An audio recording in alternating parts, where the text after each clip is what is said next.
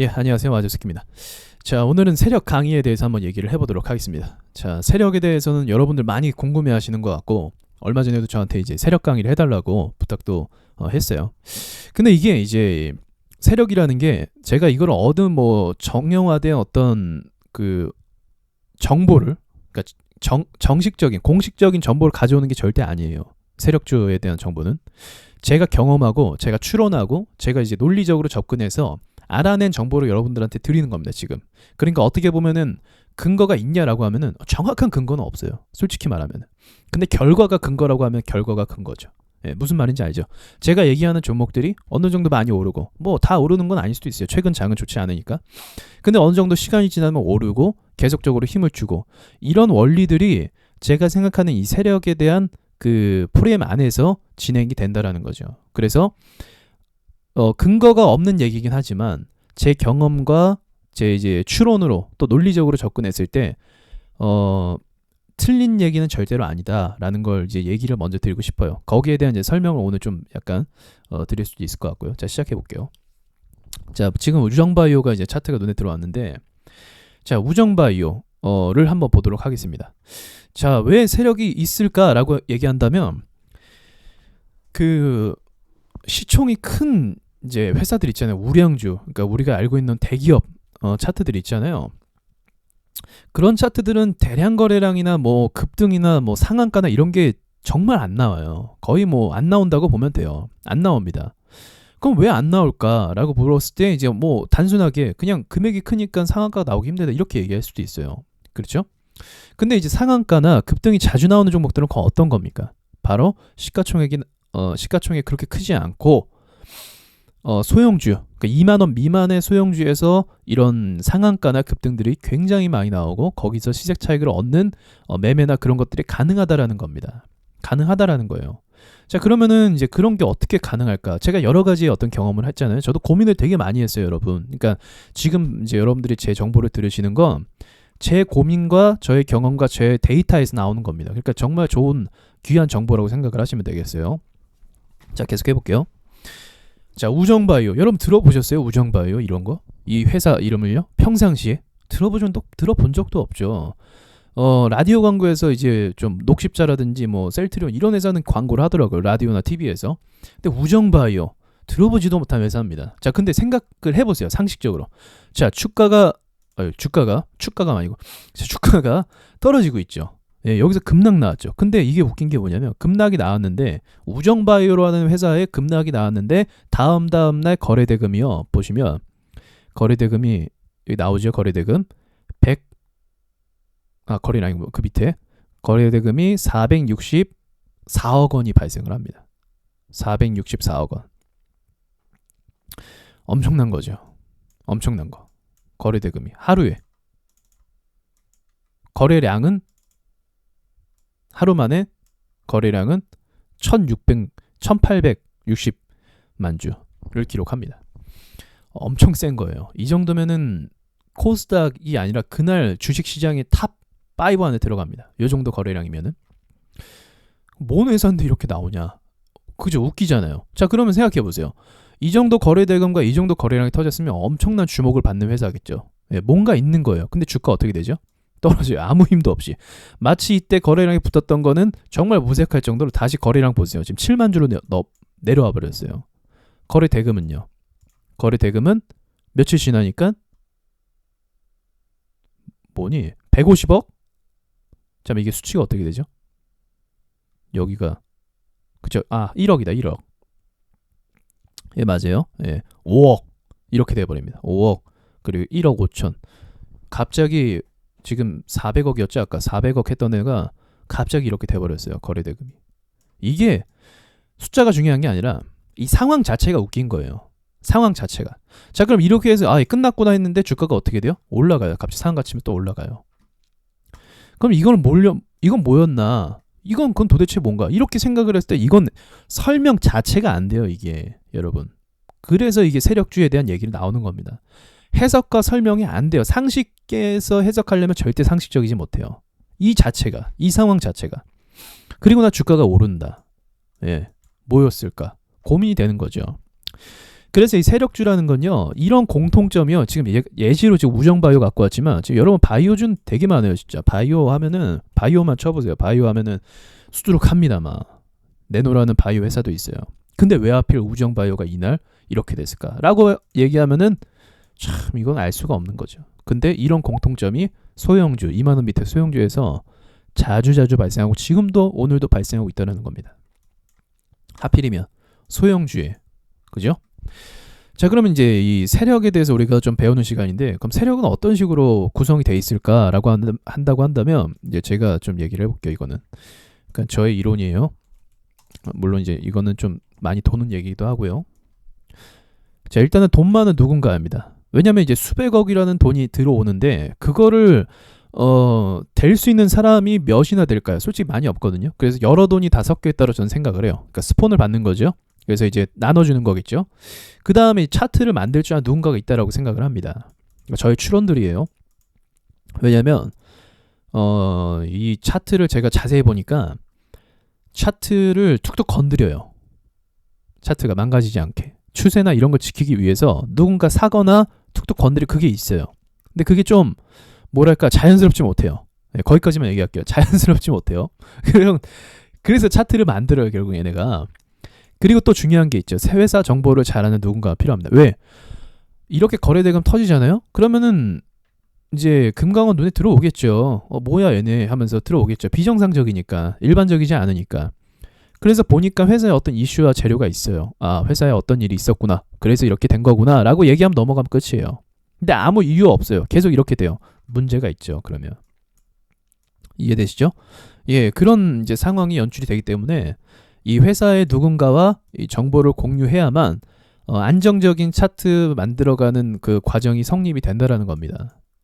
그렇죠? 그럼 이제 이런 질문을 해요, 저한테. 이건 또 다른 세력이 들어온 건가요? 한 회사에 다른 세력이 들어왔나요? 그럴 수도 있지만 실제로 저는 그게 불가능하다고 생각합니다. 만약에 다른 세력이 들어오면은 서로 해먹어야 되잖아요, 이 주식에 대해서. 근데 매집한 사람은 정해져 있어요. 유통 물량이 정해져 있고 매집하는 사람은 정해져 있기 때문에 매집이 안 됐다라고 한다면 차트를 만들 수가 없습니다. 차트를 올릴 수가 없어요. 매집이 됐다라는 건 물량을 많이 갖고 있어서 차트를 올리기도 하고 누군가가 팔 때 받아줄 수 있는 여력이 또 된다라는 거거든요. 자기네가 막 함께 팔 수도 있는 거고. 근데 그 한정돼 있는 주식에 다른 세력이 또 들어온다? 말이 안 되고, 그리고 또 이제 회사 정보를 알고 있는 누군가가 있어야 되기 때문에 이런 경우는 이제 대주주와 이제 이렇게 결탁해서 하는 경우가 있다라고 봅니다. 물론 저의 추론입니다, 여러분. 예, 중요한 건 이런 식으로 이제 흘러간다라는 거죠.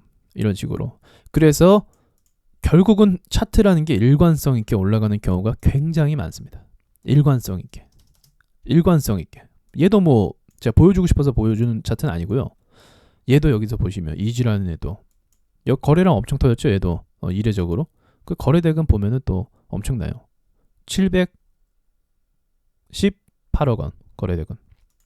엄청난 거죠. 710원 자기 이제 시가총액만큼 막 거래가 된 거예요. 이 하루 만에. 그리고 또 아무 일 없었다는 듯이. 그리고 눌렀다가 또 급등. 이런 형태가 반복이 된다라는 겁니다, 여러분. 반복이 돼요. 그리고 또 추가적으로 회사 재무에 따라서도 이제 이런 차트 모양이 다르고요. 그러니까 어느 정도 이 차트라는 게 틀들이 이렇게 정해져 있어요. 틀들이 올랐다가 2차 파동 가는 경우, 올랐다가 죽어버리는 경우, 그리고 살짝 올랐다가 죽어. 이거 인터블스가 대표적이라고 좀 보고요. 이제 네이처셀이랑 이런 경우, 이 재무가 안 좋아요. 이런 특징은 이런 식으로 이제 거의 정해져 있어요. 흐름들이. 이제 제가 봤을 때 새로운 유형들이 또 나타나기도 하고 있더라고요. 이제 개미들이 또 개인들이 기관들이 좀 이제 발전을 하다 보니까 얘네도 좀 다른 유형의 차트를 좀 만들기도 하는 게 눈에 몇 번 보이긴 하더라고요. 근데 어쨌거나 저쨌거나 얘네의 흐름은 동일한 패턴을 갖고 있다라는 겁니다. 이런 애들의 흐름 자체는요.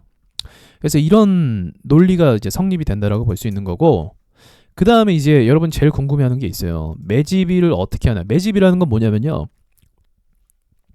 이제 주가를 마음대로 움직이기 위해서 주식을 사들이는 걸 얘기합니다. 매집이라는 건. 그래서 꾸준히 주식을 사들여서 유통 비율에 돌아다니는 주식을 많이 확보하는 거죠. 그럼 그게 매집이 얼마나 돼 있냐를 알 수 있냐? 알 수 없어요. 왜냐하면 유통 비율에 있는 그 주식의 수율을 우리가 다 알 수 없잖아요. 누가 뭘 얼마나 가졌고 그런 거 알 수 없잖아요. 그리고 또 누가 세력인지도 알 수가 없습니다. 그래서 이건 진짜 알 수가 없는 부분이에요. 이 부분은.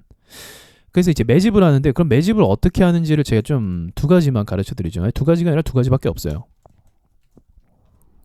자, 첫 번째. 매집을 어떻게 시도하냐면 수익 줄 테니까 내놔라 이거예요. 미리 그 주식을 들고 있는 사람들한테 급등을 한번 만들어줍니다.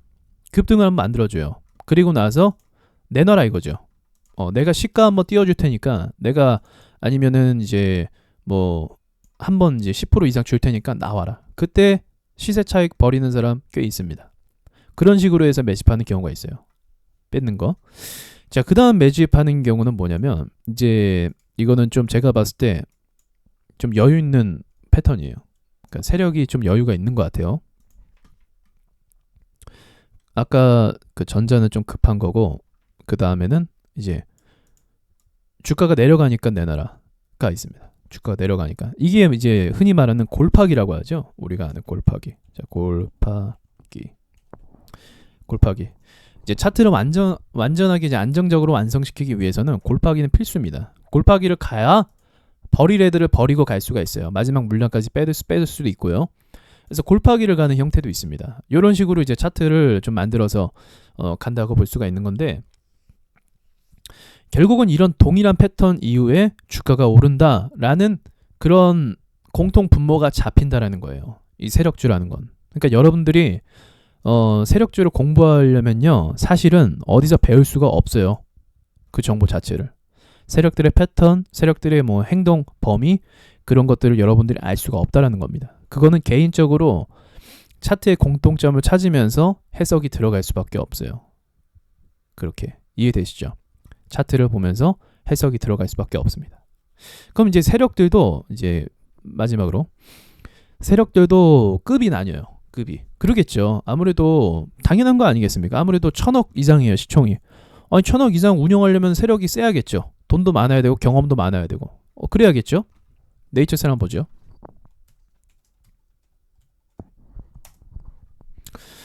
자, 시총도 높고 그죠? 차트도 아주 안정적이고 이쁘게 올라갔어요. 자, 이런 차트 만들려고 하면 보통 세력이 아니라는 겁니다. 이런 애들은. 그죠? 이런 애들. 그 보통 애들이 아니에요. 이런 거. 성공률도 굉장히 높았어요. 이런 보통이 아니에요. 이런 애들은.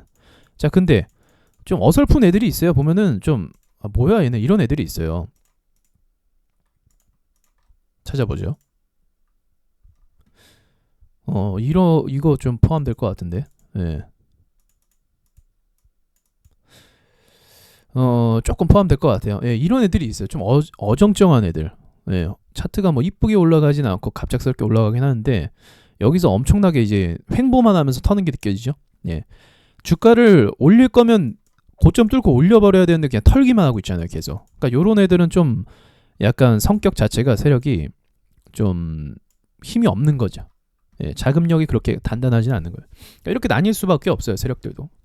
그래서 이런 패턴들, 이런 정형화된 그런 모양들을 여러분들이 좀 배우고 익히면서 주식을 할 필요가 있다라는 거죠. 세력들이 매집을 했습니다. 올려야겠죠. 올립니다.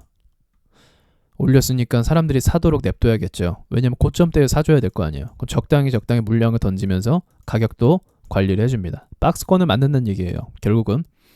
그러면서 이 물량을 서서히 뱉어 나가면서 자신들이 거의 다 뱉었으면 이제 차트를 냅두겠죠. 거의 다 뱉었으면. 그럼 차트가 냅둬지면 누가 받아준 사람 없으니까 죽습니다. 오케이? 그리고 나서 뭐 물량이 더 남아있으면 2차 파동 또 가는 거고 또 다시 매집을 해서 다시 한번 해먹는 거고 그런 식으로 반복을 한다라는 거예요. 그런 식으로. 그러면은 이제 생각해 보세요. 주식에서 돈 버는 사람 누굽니까? 여러분 주변에. 결국은 주식은 고점에서 누군가 샀으니까 누군가 잃었으니까 누군가가 줬으니까 누군가가 수익을 버는 거잖아요. 주변 보세요. 다 잃었다고 하죠. 그러면 이것도 문제가 있는 거예요. 의심이 되는 거예요. 아니 다 잃었대. 번 사람이 도무지 뭐 그게 없어요. 예, 이긴 사람은 누구야? 우리 주변에 일단 없어요. 그래서 세력인 거예요. 단순한 논리죠. 단순한 논리. 일단 개미는 아니에요. 개미가 주식에서 돈 벌었으면 지금 다 주식하고 있어요. 전 국민 다 주식하고 있습니다. 근데 개미들은 주식에서 돈을 벌지 못하기 때문에 주식하는 사람 계속적으로 회전이 교체가 되는 거예요. 잃고 나가고 다른 사람도 들어오고 사회초년생 들어오고 은퇴 자금 들고 있는 사람 들어오고 이런 식으로 계속적으로 반복을 해서 주식시장이 이제 회전이 되는 겁니다. 버는 사람은 다른 사람이라는 거죠. 우리가 모르는 그 누군가. 기관일까요? 근데 기관도 손해 보고 나가는 거 저도 많이 봤고, 또 외인일까요? 또 그것만은 아니에요. 그러니까 누군가예요. 알 수 없는. 이해가 되시죠? 예. 자, 정리를 해보죠. 소형주. 누가 그렇게 큰 돈을 매수할 수 있을까? 감히. 어떤 용기 있는 사람이. 그것도 저점에서. 그리고 왜 그런 사람들이 매수하면 왜 주가가 추후에 오르게 되는 걸까? 그 의심부터 시작해서 이제 공통적인 흐름이 있는 거죠. 구성은 당연히 이렇게 돼야죠. 차트 만들어지는 걸 이제 저도 봤기 때문에. 그럼 매집을 해야겠죠. 매집을 해야 안정적으로 올릴 수 있습니다. 장악할 수가 있어요. 그러니까 수익 줄 테니 내놔라. 한번 급등해서 이제 뺏어 오는 거예요. 그 다음에 이제 주가 내려가니까 내놔라. 이런 식으로 이제 매집이 된다라는 겁니다. 이런 프레임을 가지고도 여러분들이 연구를 하고 배우면은 많은 것들을 발견할 수가 있게 될 거예요. 거의 강의 다 했거든요. 예, 다음 세력 강의도 또 한번 진행을 해보죠. 네, 오늘은 이제 세력에 대한 존재에 대해서 얘기한 거고, 그리고 매집에 대한 것에 대해서 간단하게 얘기해봤습니다. 자, 이상으로 마치도록 하겠습니다.